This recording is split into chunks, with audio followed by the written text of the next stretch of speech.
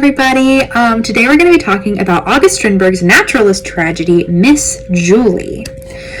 So a little bit of background. It takes place on Midsummer's Eve, which is a pretty big holiday in Scandinavia. It is celebrated on the summer solstice, which is the longest day of the year. And it's normally celebrated all night until the sun comes up. So Miss Julie takes place on that night, and the play starts in the evening and it ends when the sun comes up. This night is thought to be magical in pagan belief.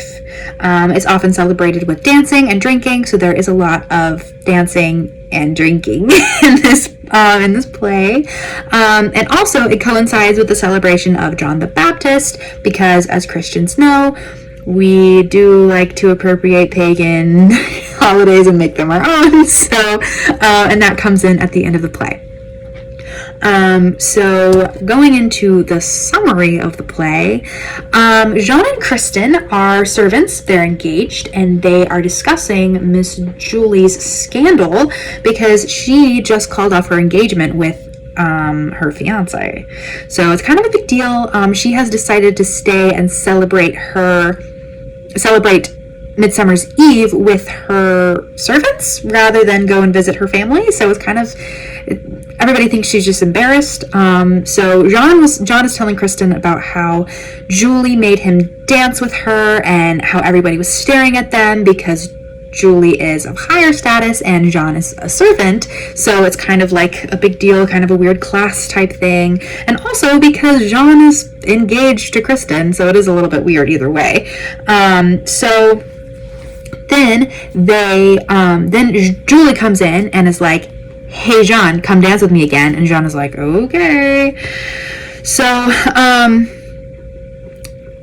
then they come back into the kitchen and they discuss dreams, and they confess their love for each other, kind of, but then later John is like, "Oh, I lied." And so it's like, did he actually really love her, or is he even lying? We don't really know. But then the partying servants come into the kitchen and they're singing a song that mocks Miss Julie. So Jean and Julie hide in Jean's room where it's insinuated that they have sex. After everybody leaves the kitchen is a mess. And Jean and Julie plan to run away and build a hotel in Italy. Julie steals money from her father in order to have the capital to do that. She steals it from his desk, and then Jean tells Julie that she can't bring along her beloved pet bird. So Julie says that she would rather the bird die than the bird be in the hands of somebody else. So then Jean beheads the bird, just right there in the kitchen. And then Julie, in a moment of vulnerability, Julie tells Jean that her mom basically taught her to hate men and to try to reject all of the feminine stereotypes that were placed on her, but instead of being empowering like her mom wanted it to be, it basically ruined their estate, and caused a lot of issues for her mom and her dad, and her mom sort of disappeared. It's kind of insinuated that she killed herself, but we don't really know. So then Kristen comes in and Julie's like, "Hey Kristen, come cook at our hotel." And she's like, "Absolutely not, I'm not going to do that." She thwarts their plan and basically tells Julie that she's not going to go to heaven because rich people can't go to heaven. Something about like it's easier for a camel to fit through a needle than for rich people to get into heaven. So kind of intense. And then because the magic of Midsummer's Eve is over, Jean and Julie give up on their plan, and it's insinuated that Julie goes and kills herself because she is so worried about her father finding out that she stole from him, and she's like, "Hey Jean, how do I get out of this?" And he just hands her his shaving razor. So, wow, another play where a woman kills herself at the end. Woohoo! Realism! So, a little bit more about this play. It is one act. The setting takes place in the Count's kitchen, just in the one place.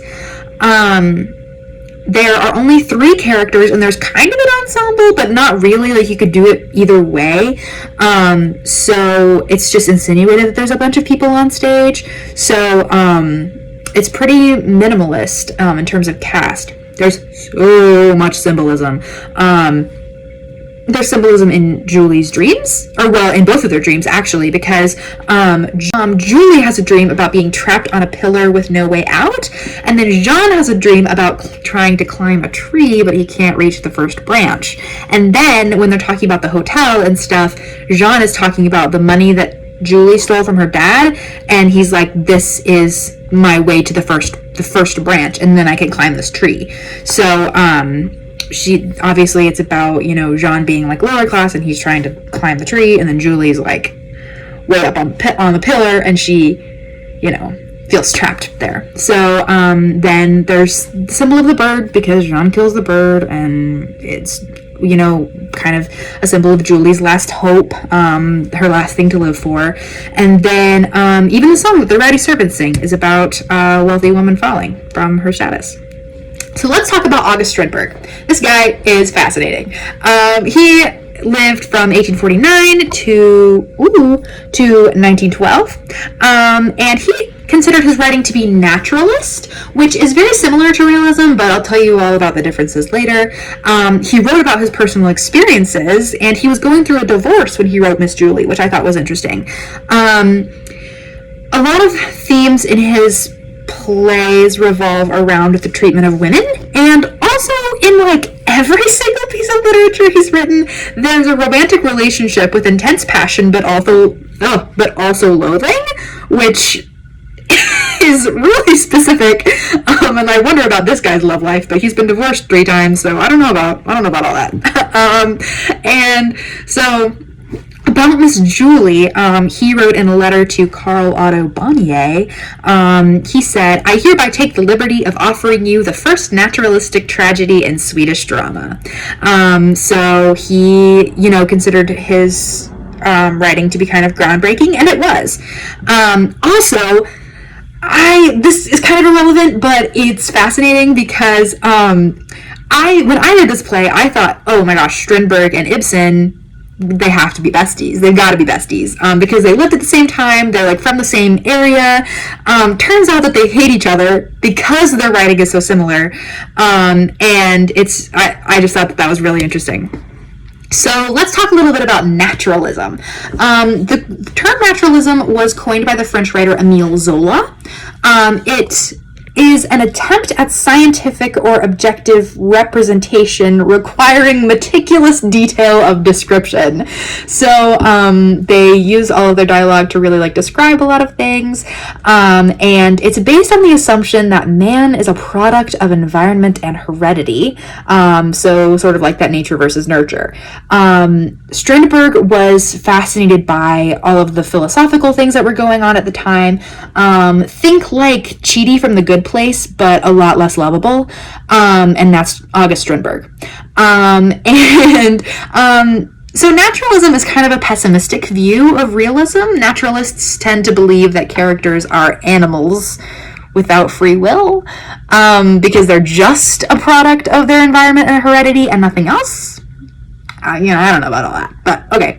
And naturalists plays usually focus on the lower class, which is interesting because Miss Julie sort of focuses equally on the pressures of a higher status person and the pressures of being a lower status person. So I thought that was really interesting that Miss Julie is the exception for that.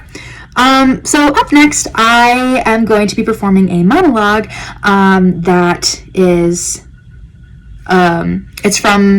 it's like spoken by Julie, and it's about her dream of being on a pillar. So I'll go ahead and perform that for you guys right now.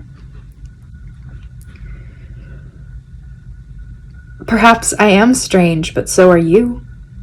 For that matter, everything is strange. Life, human beings, everything.